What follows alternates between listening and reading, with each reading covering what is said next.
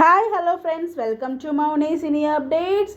O my God, இது எதிர்பார்க்கவே இல்லைங்க. ஸோ நம்ம பாண்டியன் ஸ்டோர் சீசன் 2ல் நம்ம தங்கமயில் பற்றி எல்லா விஷயமுமே சரவணனுக்கு தெரிஞ்சிச்சு. எல்லா விஷயமே அவங்க படிப்பை பற்றின எல்லா விஷயமே தெரிஞ்சிடுச்சு. அவங்க படிக்கவே இல்லை, அவங்க காலேஜ் போகலை அப்படிங்கிற விஷயம் ப்ரொமோ பார்த்துருப்பீங்க. ரொம்ப ரொம்ப ஷாக்கிங்காக இருந்துச்சு.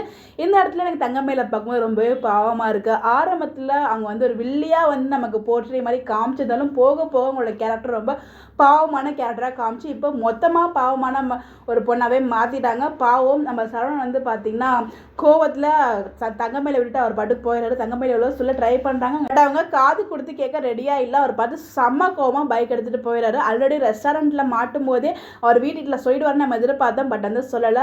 பிகாஸ் பார்த்திங்கன்னா அவங்க அசிங்கப்படக்கூடாது, அவங்க அசிங்கப்படுத்தா நம்மளும் அசிங்கப்படணும் அப்படிங்கிற ரீசனுக்காக சொல்லாமல் இருந்தார். பட் இங்கே பார்த்திங்கன்னா அகைன் அவர்கிட்ட வேறு என்கிட்ட மறைக்கல அப்படின்னு சொல்லி திருப்பி கேட்டார். பட் தங்கமயில எதுவுமே மறைக்கல மாமா அப்படிங்கிற மாதிரி சொல்லிட்டு இருந்தாங்க. பட் ஃபைனலாக பார்த்தீங்கன்னா இன்னைக்கு ப்ரொமோவில் அவங்க உண்மையிலாமே ஒப்பிச்சிட்டாங்க. ஐ மீன் அவங்க படிக்கலை அப்படிங்கிற விஷயத்த, நான் காலேஜே போகல அப்படிங்கிற விஷயத்தையும் சொல்லியிருப்பாங்க போல. செம்ம கோவமாக இருக்காரு. பட் இதுக்கப்புறம் தங்கமயில் கிட்ட சரவணன் எப்படி ரியாக்ட் பண்ணுவார், இந்த விஷயத்தை வீட்டில் சொல்லுவார் அப்படின்ட்டா சொல்ல மாட்டார். பிகாஸ் நம்ம அரசியோட மேரேஜ் டாக் ஒரு பக்கம் மூவ் பண்ணிட்டு இருக்காங்க. இப்போ கரண்ட் ஷூட்டை பார்த்தீங்கன்னா அவங்களோட மேரேஜ் டாக் தான் ஷூட் பண்ணிட்டு இருக்காங்க. நமக்கு அப்டேட்ஸ் கிடைச்சிருக்கு. பட் அதை பற்றி நான் லேட்டராக வீடியோ ஷேர் பண்ணுறேன். ஸோ இன்னைக்கு அதாவது நேற்றுக்கு ப்ரோமோ எபிசோட் எண்ட் ஆகும்போது பார்த்தீங்கன்னா கதிரும் ராஜியும் அந்த கிரவுண்டில் ப்ராக்டிஸ் பண்ணிட்டு இருப்பாங்க இல்லையா, அப்போவே பார்த்தீங்கன்னா குமரன் பிளான் பண்ணிடுவார்.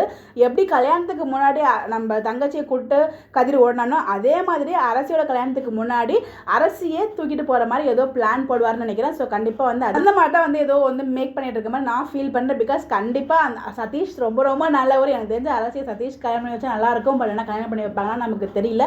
ஏன்னா இந்த ஒரு கதை பார்த்தீங்கன்னா இப்படி தான் மூவ் ஆகும். ஸோ இந்த ரெண்டு ஃபேமிலி வச்சு தான் மூவ் ஆகும். அப்படிங்கிறப்ப அரசியே கண்டிப்பாக குமரவேலுக்கு தான் மேரேஜ் ஆகிற மாதிரி கதை கொண்டு போவாங்க. என்னோட ஒரு கணிப்பு இருக்குது. வெயிட் பண்ணி பார்ப்போம்.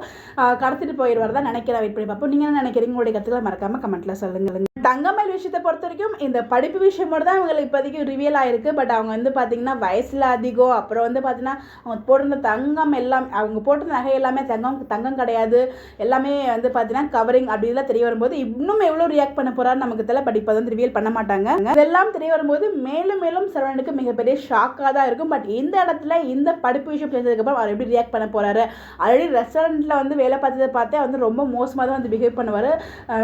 தங்கமயில் கிட்ட ஒழுங்காக பேச மாட்டார். பட் எல்லாருக்கும் கூட ஒரு மாதிரி இருந்தாலும் பட் தனியாக அவ்வளோ பேச மாட்டார். இதுக்கப்புறம் உங்களுக்கு என்ன நடக்க போது நல்லா கெஸ்ஸே பண்ண முடியல. வெயிட் பண்ணி தான் பார்க்கணும். நீங்கள் என்ன நினைக்கிறீங்க? உங்களோட பாயிண்ட் ஆஃப் வியூ என்ன? நீங்கள் உங்களுக்கு என்ன தோணுது அப்படிங்கிறத மறக்காம கமெண்ட்டில் ஷேர் பண்ணுங்கள். இந்த மாதிரி அப்படி தெரிஞ்சுக்க நம்மளோட சேனலை ஃபாலோ பண்ணிக்கோங்க. Bye bye.